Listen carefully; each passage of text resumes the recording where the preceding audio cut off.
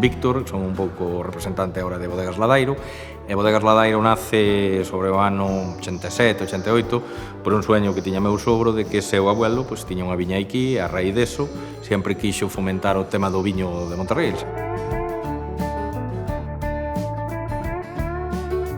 Desde a uva xa non empeza na bodega, sino máis ben no que é nas viñas.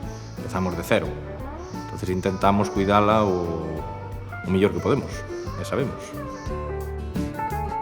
Gadis é unha das primeiras cadenas de alimentación que empezou a traballar con nós fai moitos anos, foi que nos deu o apoio, e sobre todo en épocas máis difíciles, a raíz da pandemia, a raíz de tal, pois sempre estuveron aí, a nós un sector hoxe moi importante e de salvación.